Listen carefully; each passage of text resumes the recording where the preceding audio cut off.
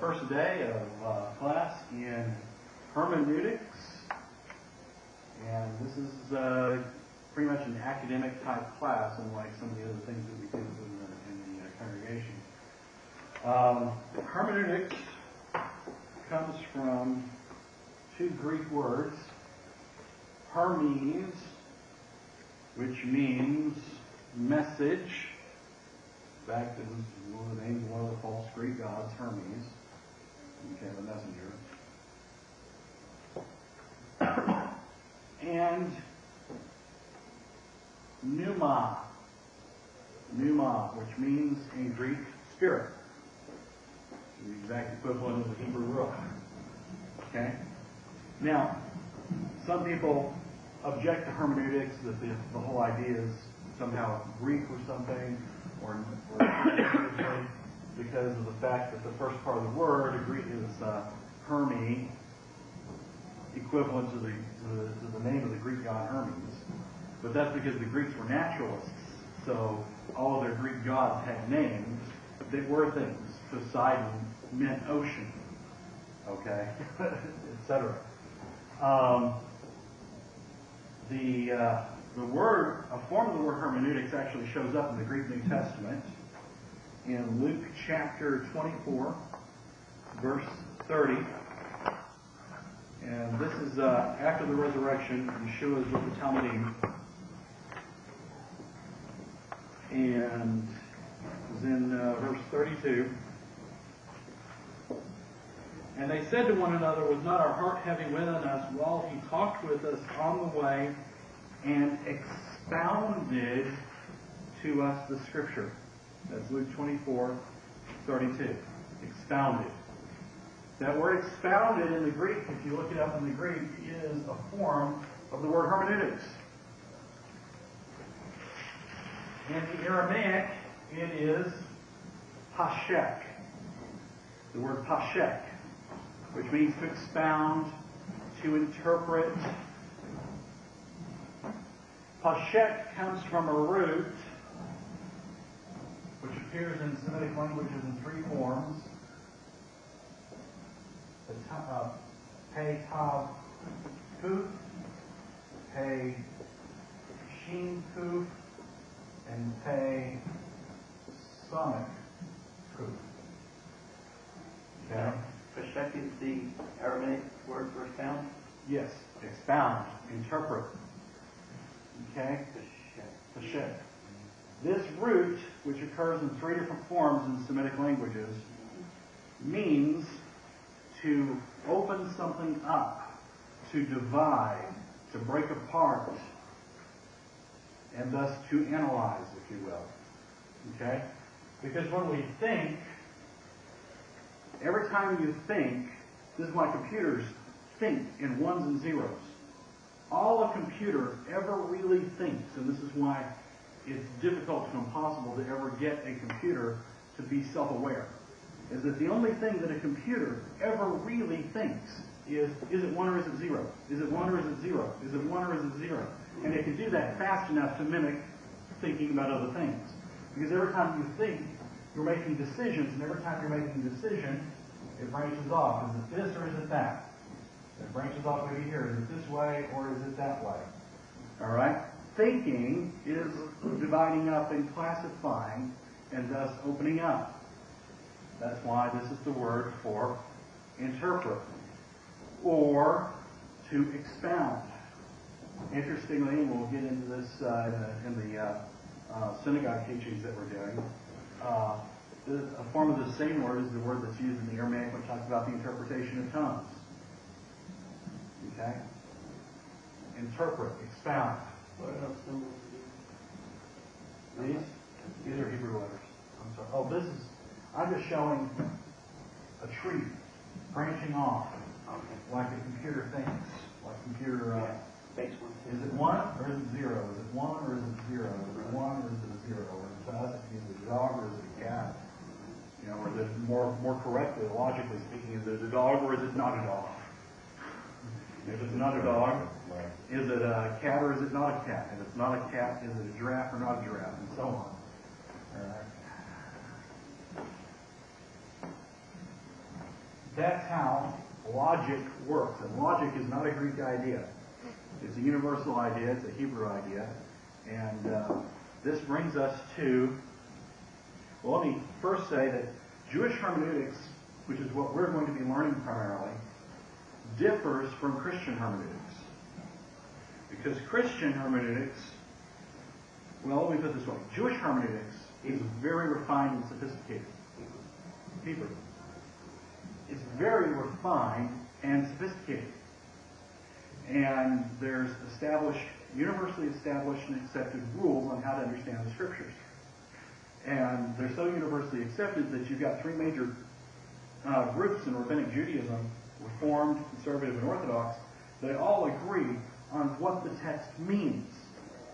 They only differ on to what extent it applies today. All right? But they don't disagree on what the text means. This differs in Christianity, where you have 666 sects of Christianity Christianity differs not having a different agreed upon set of rules for interpreting the Scriptures, but of having no agreed upon rules whatsoever. So every sect has their own rules. And so you have 666,000 sects of Christianity. I just pulled that number out of thin air. Making their rules as they go. And to give you a good example of this, in the 4th century, the church father Jerome, who was the compiler of the Latin Vulgate, one of the major church fathers, he said this: the Jews insist upon a literal interpretation of the Scriptures based on 13 rules. But we know that the spiritual interpretation is far superior. Okay? So you can see the contrast right early on. Hermeneutics, the concept of hermeneutics is supported in the Scriptures. Let's look at 2 Timothy 2:15. For those that have Bibles, I think everybody's got a Bible. Pretty much. Almost everybody. Yeah, everybody. 2 Timothy 2:15. Can somebody read 2 Timothy 2:15?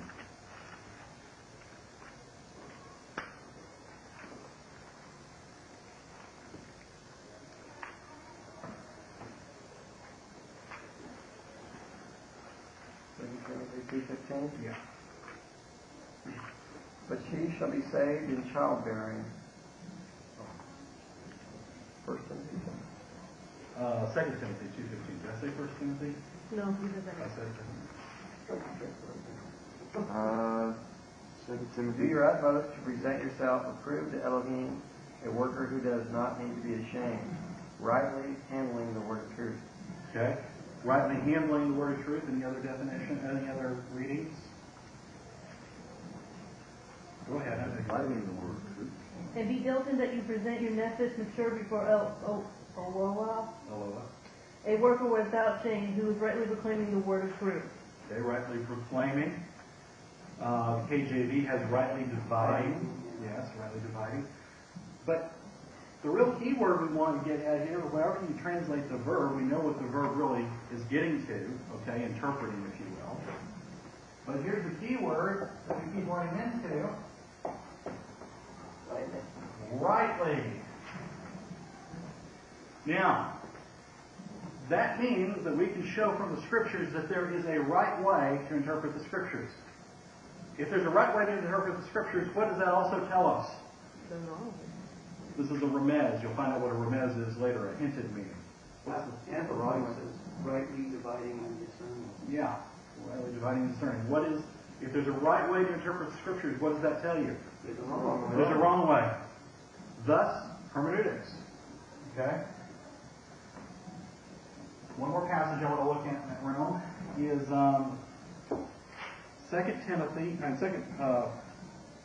1 Peter, chapter 1.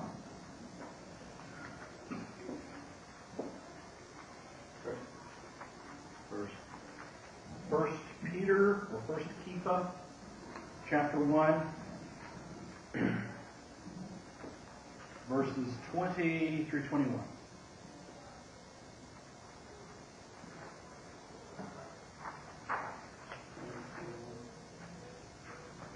foreknown indeed before the foundation of the world, but manifested in these last times for your sake. Through him believe in Elohim, who raised him from the dead and gave him esteem, so that your belief and expectation are in Elohim. Do I have that right? 1 Peter 1, 20 through 21? 2 Peter 3, 15. Let me look at it myself here. Make sure I don't have it. What was it for Peter? What? 1 Peter 1, 20 through 21. Let me get my reference. 20 through 21. That's what I've got here. Let me go see if I've got this somewhere else. 2 Peter 3. Let's see if it's this one. 2 Peter 3, 15 through 16. That's an account of the long-suffering of Yahweh in salvation, as also our beloved brother Paul, according to the wisdom given to him, has written to you. As also in all his letters, speaking in them of these things, in which are some things hard to understand, which those who are untaught and unstable twist to their own destruction. Okay, that's one of the passages I wanted to look at. Because that passage also tells us that there's, again, a wrong way to interpret the Scriptures, twisting it. There was another one I want to look at. Maybe it's in 2 Peter 1, 20 through 21, or I may just have to give up for now and bring it back up next week. Unless somebody knows off the top of their head. Here it is. It's 2 Peter 1, 20 through 21. Yeah. Knowing this first, that no prophecy of Scripture is of any private interpretation. For prophecy never came by the will of man, but set apart men of Loah spoke as they were moved by the Ruach HaKodesh. Okay. So, Scripture is of no private interpretation. What does that mean? It's not left up for you to prophesy it. Right. Yes. That makes sense. I always thought it meant, no, you got to have a group figured out, not one person, but it means there's a right way to divide it. Right. And this is two key words you want to learn here right now is subjective and objective. So many times in Scripture study groups and whatnot, the group will sit around and they'll say, well, what does this passage mean to you?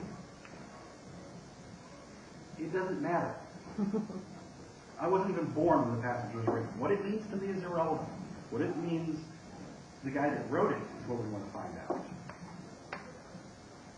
Okay? What it meant before I was born and what it will still mean after I'm dead is what we want to find out. And what it means to me is irrelevant. What it means to each person that goes around the room is irrelevant unless we're guided by objective criteria.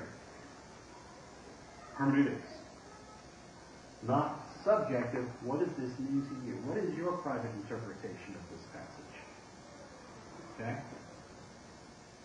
So, key is to remain objective and try and find out what the text means, what it meant to the guy that wrote it, what it meant to the people he was writing to, and what it meant before you were born and what it will mean after you're dead. Don't worry about what it means to you. That'll come. What it means to you will come out of all of that. Don't read into it. That gets us to a couple of other terms. Are you ready for those yet? Which one is what it means to you? Objective and subjective. No, that's not what he asked. He asked which one is it when it means what it means to you. What it means to you is subjective. What it means apart from you is objective.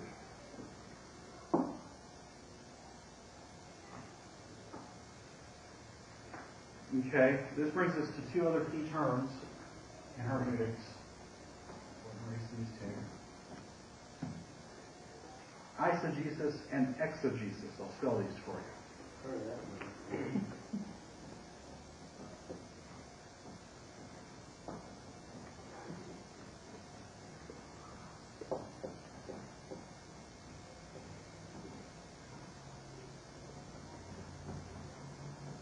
Okay. Eisegesis and exegesis. Eisegesis is reading your ideas into the text. Exegesis is reading ideas out of the text. Which one do we want to be doing? Exegesis. The only place that eisegesis has a very limited role in hermeneutics, and that is that it's okay to read ideas out of one text and then read them into another. So eisegesis based on exegesis is okay. But eisegesis based on, well, here's a good example. One of the few times I went to a church meeting with somebody, the preacher was speaking that week on Ezekiel chapter 37 of the Valley of Dry Bones. Do y'all remember that well-known prophecy, the Valley of Dry Bones? What is it about? It's the nation of Israel being restored. Yes! It even says so. All right? I've also just recently read that it's an end-time prophecy for the house of Israel to be restored. Exactly. Now, Ezekiel speaks to the dry bones, and they're resurrected, right? Okay, and then it explains even later on that that's what it's talking about, the resurrection of Israel. Okay, now, here's the thing. This bozo got 300 people and gave an eisegesis on the passage, explaining or interpreting it to mean that you've got to, the dry bones are your dreams, and you've got to speak to your dreams. It was the name of the claimant guy. You've got to speak to your dreams and make them a reality. And he spent an entire hour trying to make Ezekiel 37 mean something that it doesn't have the slightest connection to. Because this is what he was doing instead of this. Instead of trying to find out what Ezekiel 37 meant, he was trying to use Ezekiel 37 to teach something else that he wanted to teach. Well, that's what they're doing today with the faith teachings. Pressed down, shaken together, shall man give unto you bosom. So they put out an apron, and they fill it full of coins, and then he tells them to shake it, and it gets more lower, so you pour more in. Yeah. Oh. All right. So, now let's get to making arguments. Now that we've got some of these key points down. In hermeneutics, you're going to be formulating an argument. Now, argument doesn't mean in the sense a heated discussion like you have with your wife. Not that kind of an argument. I don't know, it might help. That door doesn't really connect to where they are, but it might limit the walls.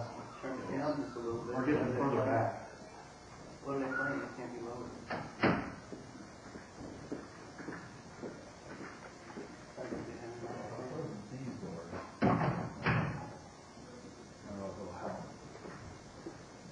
Yeah, it's going through the wall. It's nothing like having that nice sound on it.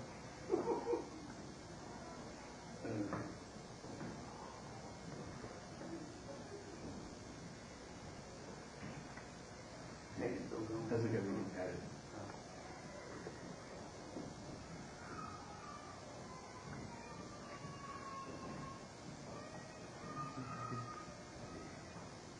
You know, I wish the bigger size was small and I had hold on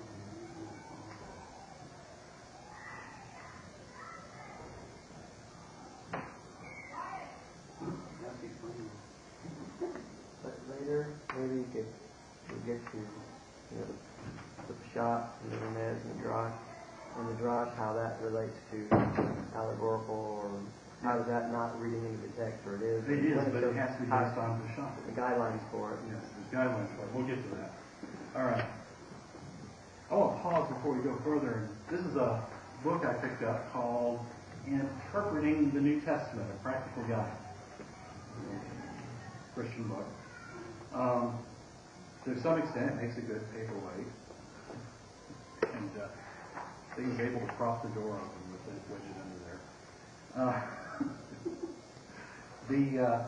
It's interesting because on page here it says, in handling the Old Testament, Jesus used many of the methods that other Jewish interpreters of his time used. It says that here. And then further on down it says, Paul also used the typical Jewish methods of interpretation and accepted the assumptions of Jewish exegesis at most points. Okay, it says that here on this page. Then, it doesn't tell us anything about what those were whatsoever. Skips on, and then says the next paragraph starts with the biblical interpretations produced by the church fathers. And then it starts to tell us different methods, not even rules, and it classifies the church fathers into two groups, which we'll probably go into at some point. We'll go into here in a minute. And the fourfold sense of Scripture. But then on the next page, finally, it says, but the stage of the modern interpretation of Scripture was really set by the rediscovery of classical texts during the Renaissance and the development of methods for editing and interpreting them. Do you know what we're talking about when we say classical texts in reference to Greek literature? Iliad, the Odyssey, Yes. Homer. Yes, pagan Greek literature. All right? These ancient texts showed that far from rising from historical vacuum, the Scriptures were very much a part of their times. Another development paving the way for some kinds of modern interpretation was the divorce of philosophy from the Scriptures, so that philosophers like Spinoza could argue that where philosophy and Scripture collide, the Scripture is to be rejected.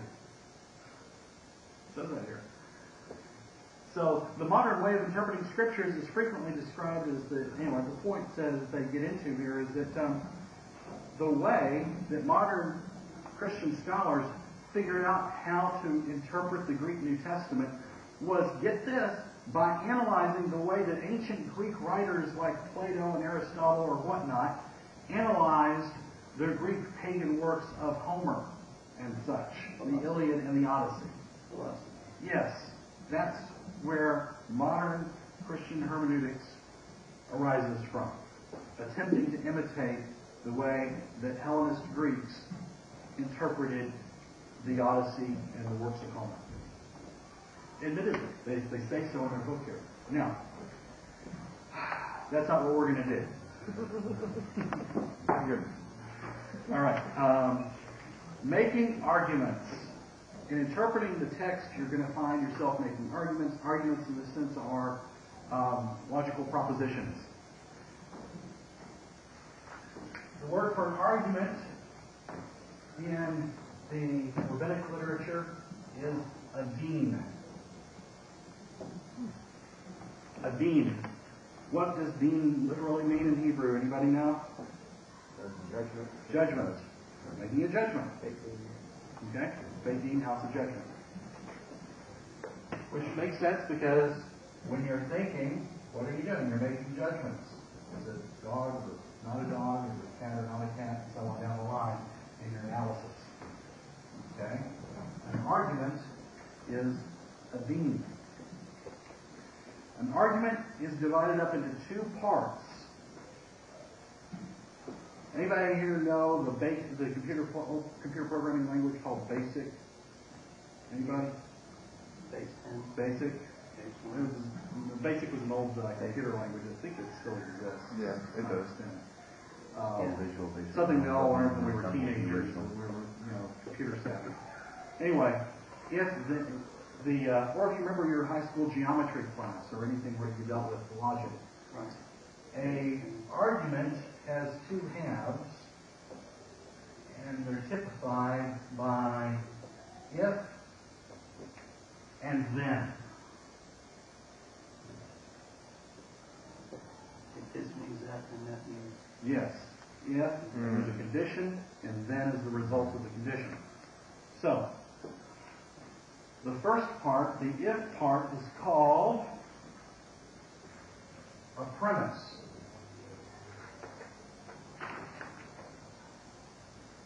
And we're starting to get some terminology you're going to want to know, because it'll be key as we move on. We'll talk about a premise, and you'll need to know what a premise is.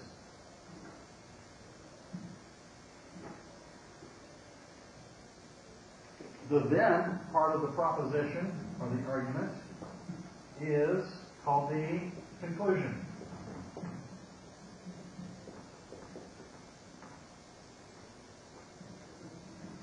In fact, a good way to write this is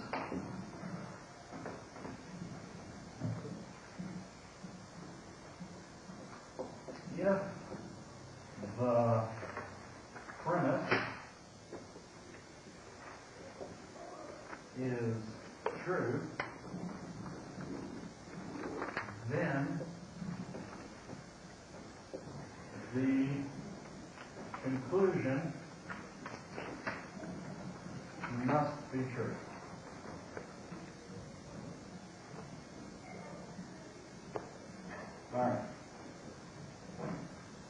premise is true, then the conclusion must be true. These two terms, premise and conclusion,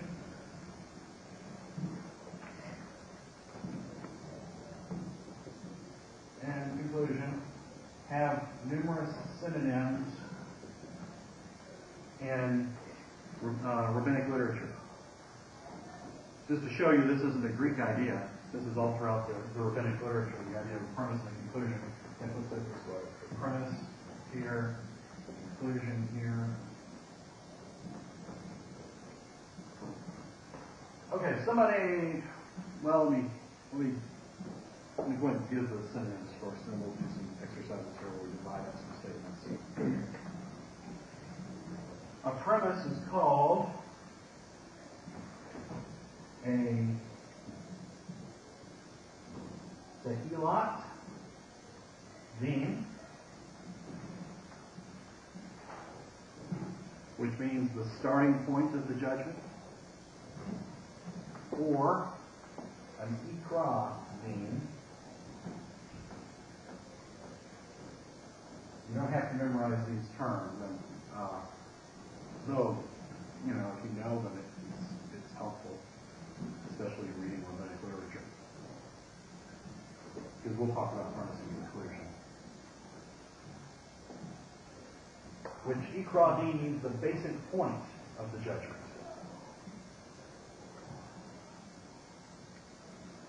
The conclusion is called the ba min din. Oh, yeah.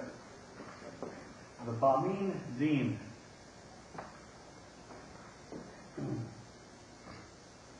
Which is that which is from the judgment. What comes out of the din. What comes out of the judgment. Or the sof din, which literally means the end of the argument. The end of the judgment. Two other terms that are used. What was ba min again? I'm sorry? What was ba min again? Oh, that which comes from the judgment.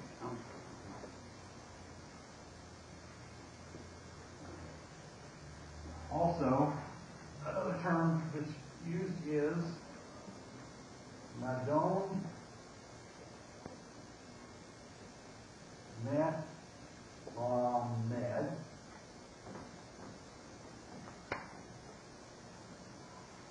which is that which teaches. Okay, that's another word for the term for the premise. And simply lamed for the conclusion, which means something that's learned. All right.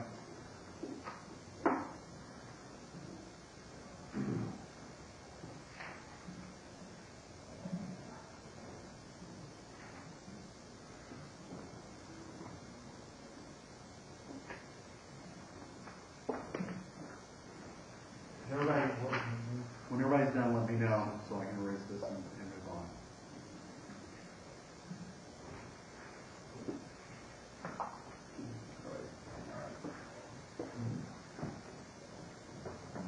If anybody missed any of that, you get it from me later. It's all. I got it all. All right. Let's take a statement and write an if-then statement. There's lots of if-then terms, by the way. It doesn't have to be if and then. If can be words like since, because, for, as, in as much as, for the reason that, anything that's kind of conditional like that. And then can be any kind of conclusion type statement like therefore, hence, so, consequently, it follows that, we may infer that, we may conclude that. Therefore is one you'll see a lot of times in the Bible. Whenever you see therefore, look for this, look for an argument being made. Okay? All right. If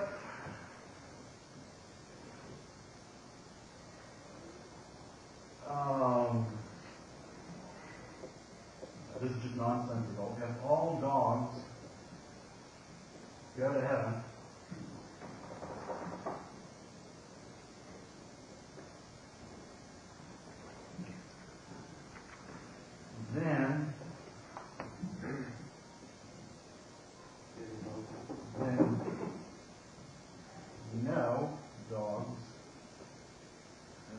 go to hell.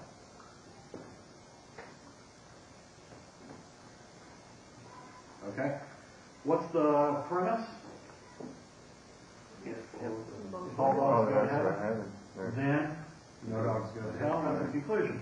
Premise is the conclusion. And the fact is all. If it was some, then some would go to hell, but the fact is Well, all. yeah, so we're going to get into categorical propositions here in a little bit, which is, again, breaking things down into categories. In fact, we may get to categorical propositions tonight, I don't know. So But you're A plus B equals C, then B plus A equals C. logic. Yes.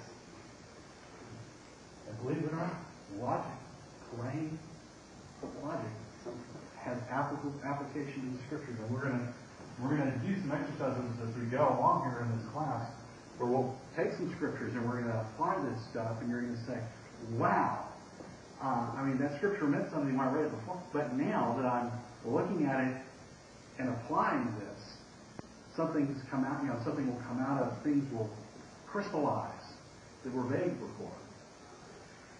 Okay. Deductive and inductive reasoning. Does anybody know what deductive reasoning is? Versus inductive reasoning. I think deductive is based on facts, or what you see. Right. Deductive reasoning is that if the premise is true in the argument, if the premise is true, in deductive reasoning, the conclusion must be true. Okay? Inductive reasoning is a situation where if the premise is true, the conclusion is most likely true. Okay? Here's an example of inductive reasoning. Let's turn to Hebrews chapter 11.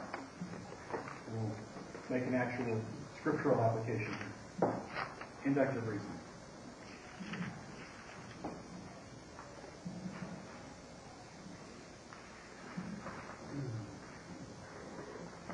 Hebrews chapter 11, starting in verse 4.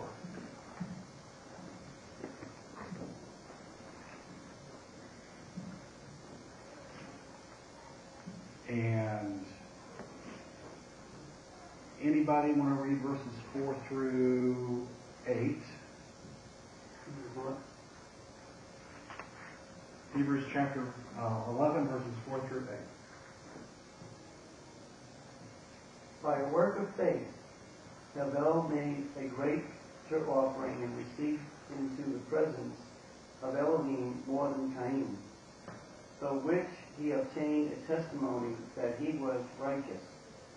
While he is silent, he bore witness from his death, and by the hand of him he is truly dead, yet still speaks. How far? Through verse 8. By a work of Enoch was translated up by Elohim so that he should not see death, and was not, for Elohim took him. Before he was taken, he had the testimony that he had pleased him, like that which was said of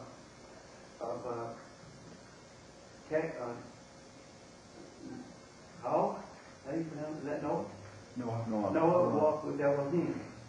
But through faith it is possible for a man to be established, to be received to the presence of Elohim. For whoever desires to come to Elohim, it is necessary to have faith that Elohim is, and for all the seekers he is a reward. By a work of faith, Noah honored Elohim, from which was yet not seen, by which he commanded the world. You Huh? skipped. I did? Yep. By a work of faith, Noah honored Elohim and prepared an ark to save his house, by which he was given a warning from Elohim, from which he was not yet seen, by which he commanded the world and inherited righteousness by the work of faith. By work of faith, Abraham listened when he was called to go into a land which he would have an inheritance, And he obeyed and did not know to what place which he went. Okay, skip to verse 39 and read verse 39. It goes on and on and on, example after example of by work of faith somebody did this. And all of these had a testimony by a work of faith and did not receive the promise. Okay, and then let's look back up to verse 2. Which by works the ancients found a testimony. Okay. Now, here's the point. In example after example after example, Hebrews tells us about a person who, by faith, obtained a good report. And then, in verses 2 and 39, we're given the conclusion, effectively, therefore, that all the elders of the Tanakh, all the people of the Tanakh, obtained a good report by faith. Okay? Now, have we proven it? No. But it's most likely, because we've looked at example after example after example after example, building the argument, and then finally coming to the conclusion that if we kept looking at more individuals, we would keep finding the same thing. But we didn't prove it. We didn't look at the life of every person that ever lived and ever had a good report to prove the point. You see what I'm saying? It's inductive reasoning. Deductive reasoning, you absolutely proven the case. Inductive reasoning is you've made a good argument, but you haven't absolutely positively proven the case beyond any possible doubt. All right. So like science, it's theory. But it's true theory. Right. All right. Let's look at an example of a deductive reasoning. Look at 2 Peter chapter 1, verses 20 through 21, which we looked at before, I believe.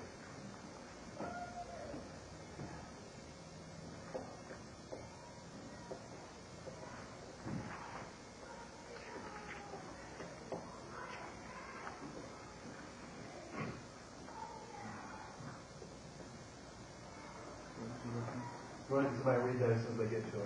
Keep writing. 2 Peter 1, 20 and 21. Uh-huh. Knowing this first, that no prophecy of Scripture is of any private interpretation. For prophecy never came by the will of man, but set apart men of Loa spoke as they were moved by the Ruach HaKodesh. Okay. Now look at Jude 1:14.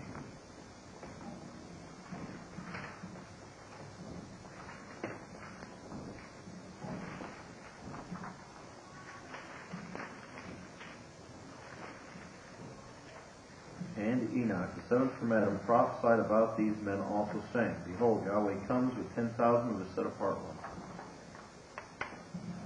Okay. So,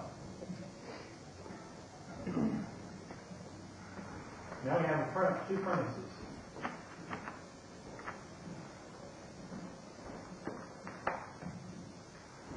Based on two scriptures. By the way,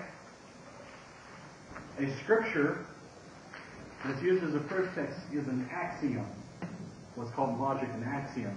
An axiom is a precept or a fact that is regarded as being true on its own intrinsic value. Okay? The carpet is made of cloth. You know, that would be an acceptable axiom. I'll accept that as true. All right. Anything that's plainly stated in the scripture point blank is an axiom, and then we build upon that. Here we have two axioms that may serve as premises, premisi actually. I mean, sounds good. What's the plural for premise? I don't know. Premisi. Sounds good to me. All prophets spoke as they were moved by the Ruach HaKodesh. So, all prophets were inspired by the Ruach HaKodesh, right? Okay. Enoch was a prophet, right? Therefore, what can we conclude? He was inspired by the Ruach HaKodesh. Enoch was inspired by the Ruach HaKodesh.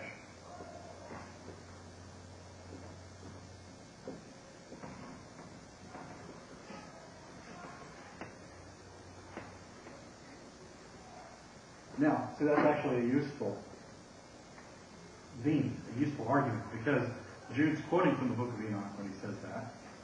So now he's proven scripturally the inspiration of the Book of Enoch.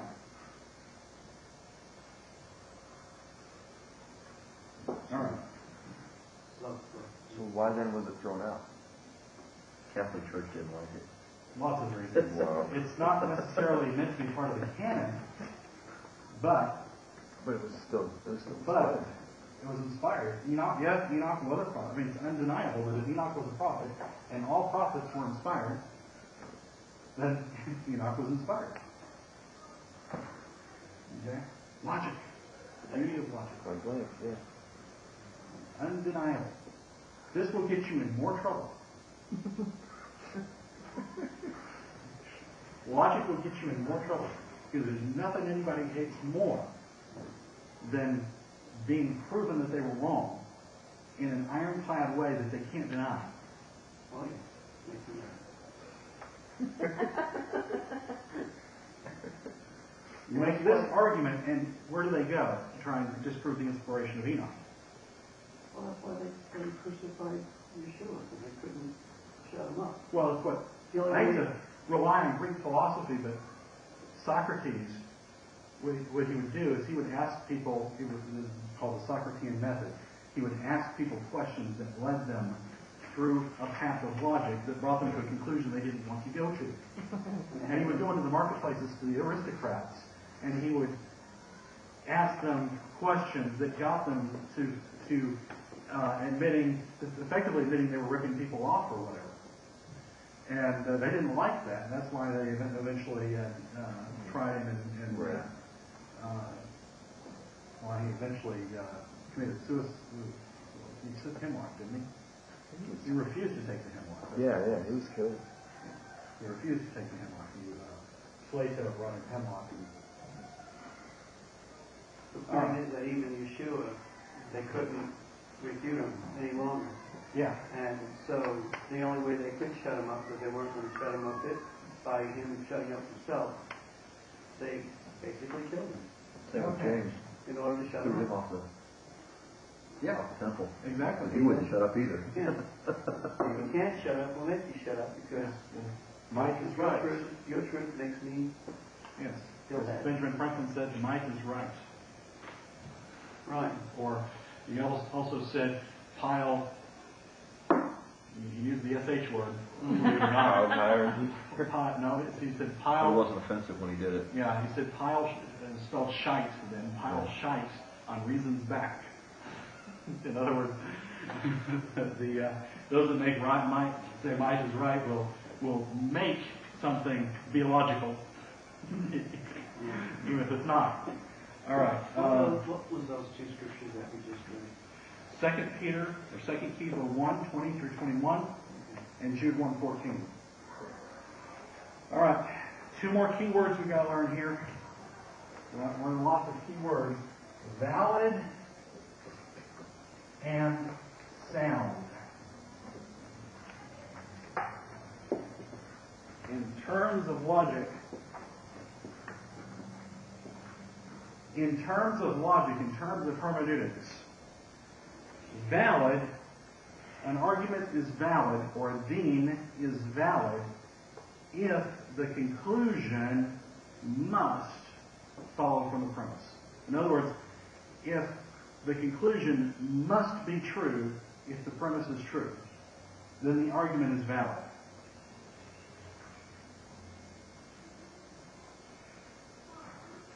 Sound has a different meaning.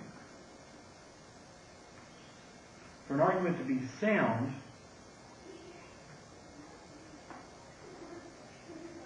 it must be valid and the premise must be true. Let me give you an example of an argument that's valid, but its premises are not true.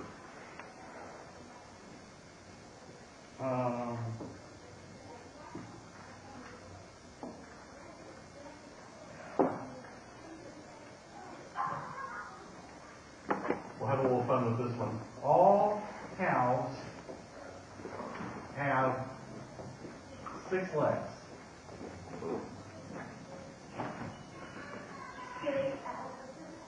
All cows have 6 legs. All animals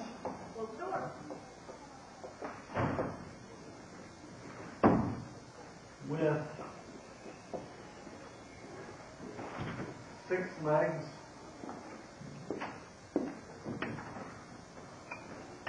have wings.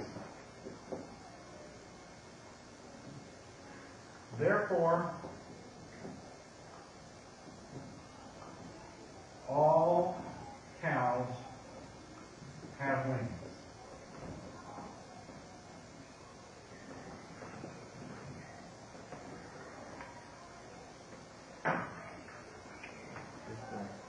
Guess what? Not all This. cows have wings. False statement upon This is a perfectly valid argument. It would be. Mm-hmm. This argument is absolutely valid. You all know what valid means. Yes. Valid is not a judgment of whether the premise is true or not.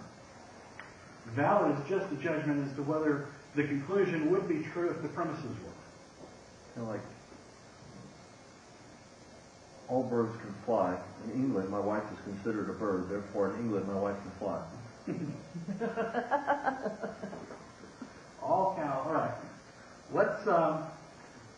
You can have false premises and end up with a conclusion that's true, and have a valid argument and a true conclusion, and still the logic is not sound. But I'm going to show you an example of that.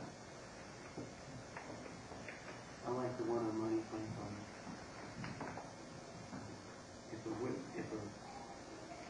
If duck floats, The witch thing. yeah, you know that one where I remember that one.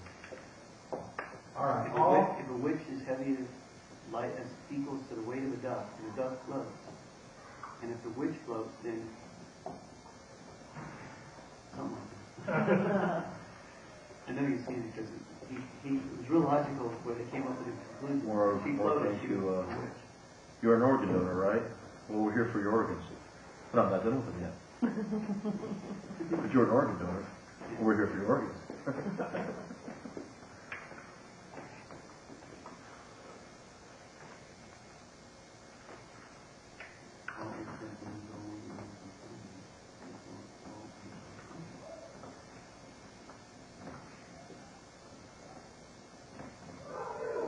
All right.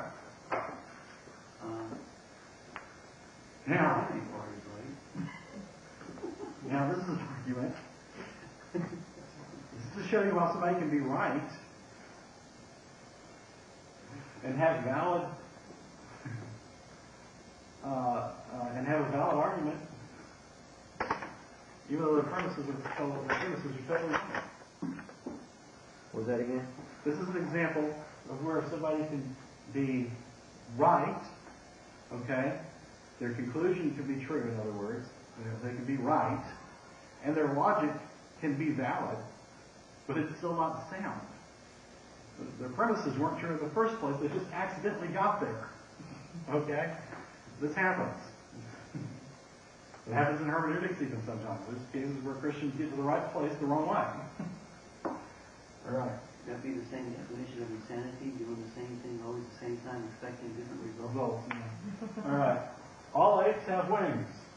That's a false premise. All winged animals are primates. That's a false premise. But if all apes did have wings and all winged animals were primates, then it would be true that all apes are primates, wouldn't it? So it's a valid argument. And all apes are primates. It does happen to be true. So the conclusion turned out to be true. But the premises are wrong. We want to reach a place in hermeneutics in this class where our arguments are sound, they're valid, and of course then the conclusion will always be true. What time is it? It's 8:15. I think we started at 7:15. Yeah. 7:15, 8:15. That's an hour. That's an hour. We'll go ahead and stop for today and pick up next week with categorical propositions and logic error. And just to give you a quick syllabus over where we're going in the future after we cover categorical propositions and logic error, we're going to cover the 5 basic principles for understanding the Scriptures. Then we're going to cover the 4 levels of understanding. Partis, some of you are already familiar with that. We're going to cover 7 rules of Hillel. We're going to cover forms of Hebraic poetry and how the different forms of Hebraic poetry can help you understand the text, allow you to diagram and analyze the poetic structure, and therefore the sentence structure, and what words are synonyms and what words are not, and it's an amazing tool of helping you understand the text. The 13 rules of Ishmael, the 32 rules of Eliezer, and different forms of Midrashic exegesis. So that's where we're going. It's going to take us 10 weeks to cover it all. And go ahead and